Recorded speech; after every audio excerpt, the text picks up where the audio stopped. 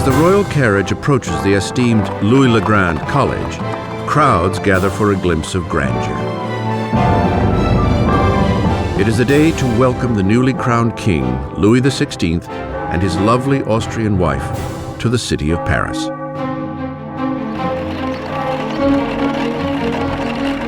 And at the head of the welcome party is a promising young law student, Maximilien Robespierre.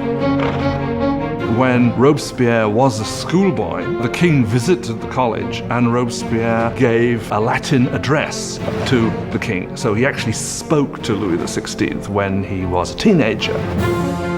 As Robespierre respectfully delivers his Latin soliloquy, the king hardly notices the boy.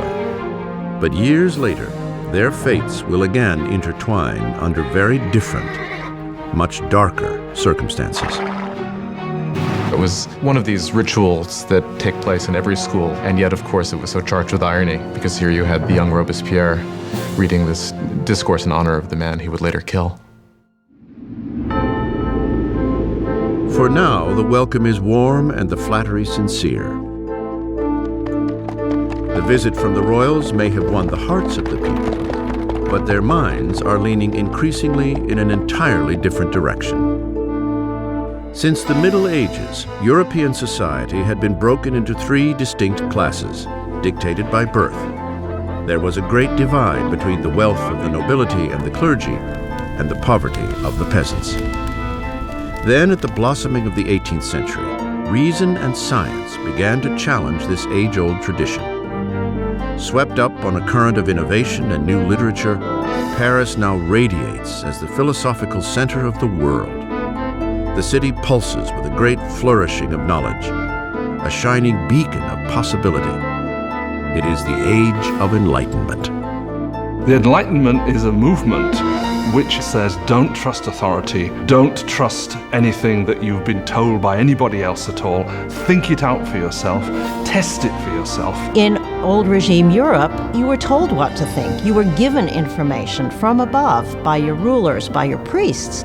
And so the idea that you could map out all of human knowledge and then have access to it was revolutionary.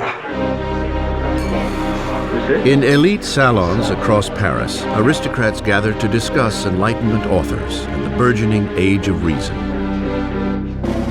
Voltaire, Rousseau, fresh voices who champion liberty, control of one's own destiny, and above all, equality. The passion for this new literature is highest among the upper class. But as Enlightenment ideas take root at all levels of society, the drive for equality will begin to threaten the aristocratic way of life. What makes it dangerous is it means you will eventually question, why are aristocrats the ones with privilege? Can't we change the world to make it a better place? Isn't progress possible? All of that will eventually undermine the idea that monarchy is natural, aristocracy is natural, and hierarchy is natural. To see Enlightenment ideals in action, one need only look across the Atlantic, where the Americans are fighting for freedom from France's old nemesis, Great Britain. Young King Louis wants revenge for his grandfather's defeats, and he sees an opportunity in the American War of Independence. Louis commits to the cause a total of 2,000 million livres, enough to feed and house 7 million French citizens for a year. His investment would mark the beginning of financial collapse for France. America bankrupts France, in effect, because the debt which the French monarchy incurs in order to fight the American War of Independence turns out to be absolutely crucial in the financial situation of the French monarchy, because the French monarchy cannot pay those debts. While Louis sends money and troops across the Atlantic, Marie is busy incurring debts of her own. Life at Versailles is a never-ending routine of archaic ritual and formality. There are ceremonies for the waking of the king and queen, for dressing, for dining, for retiring to bed. To keep herself amused amidst the ritual drudgery, Marie Antoinette presides over a parade of increasingly outrageous fashions.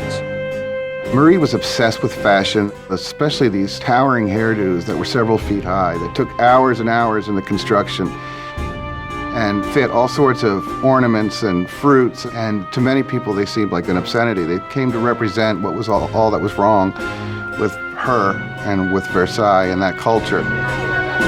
Marie occupies herself with court gossip, gambling, and the staging of plays. As her expenses accumulate, Marie earns the nickname Madame Deficit. Marie is given the name Madame Deficit as the country is in economic chaos, and she continues to spend as if nothing's happened on dresses and jewels and shoes, and she was the Imelda Marcos of her day. Of all the debts Marie incurs, the greatest is what she owes her country, an heir to the throne. In the 7 years since their marriage, Louis and Marie have yet to produce a child. Marie finds herself in an increasingly humiliating position. The job of the Queen is to produce a male heir. It's absolutely essential for there to be a son. And during that time, people criticize, people are dissatisfied, people say the king should never have married this Austrian archduchess, and now she can't even produce an heir to the throne. Marie is desperate. Louis's appetite for food is unquestioned, but sex is clearly not on the menu. Il y a toute une correspondance entre l'ambassadeur d'Autriche et Marie-Thérèse, the mother of Marie Antoinette, questioned, if a girl as gorgeous as my daughter cannot get him going, then what is going on? Qu'est-ce qui se passe? Louis XVI and his young wife were not able to conceive for 7 years. This cast a pall on the beginning of his reign, and because his hobby as a locksmith was well known, there were all sorts of salacious songs circulating to the effect that the locksmith was having a hard time finding the keyhole. Louis's disinterest in sex is seen as a lack of bravado as a king. Finally, after years of frustration and pressure from the court, Louis is diagnosed with a treatable condition called phimosis. Louis had a deformity that made arousal extremely painful. Therefore, there was no consummation until there was a surgical procedure that could correct this, but he was scared to death to have it, and it took years for him to agree to have it. And when he finally did, voila. After a simple surgery, the couple is able to have their first child, Marie-Thérèse. But there is no easy fix for the years of damage to Marie's image. Since the early 1780s, libelles have circulated throughout the country, pornographic satire of the king and queen. Obscene pamphlets mock Louis's impotence and portray Marie as a promiscuous harlot in a debauched and decadent court. The people's view of the monarchy sours as conditions in the countryside worsen. After a succession of bad harvests, deregulation has raised the cost of flour, leading to a shortage of the very heart of the French diet, bread. But the hardships naturally stop at the gates of Versailles. As the royals continue to live in extravagance, complaints are committed to paper. One charge is leveled directly at the royal court. Do you know why there are so many needy people? It is because your luxurious existence devours in one day the substance of 1,000 men. The man behind this charge? The same young man who just a few years earlier regaled the king and queen after their coronation, Maximilien Robespierre. In Robespierre, the people will soon gain a voice, calling for liberty, equality, for revolution. Versailles in the late 1700s is an oasis of extravagance, surrounded by a land in despair. And with an uncertain king at the helm, France is charting a course for disaster. After 19 years of marriage, Louis has sired 4 children. Yet as a king, he remains impotent. In an attempt to demonstrate leadership, Louis dabbles in financial reforms.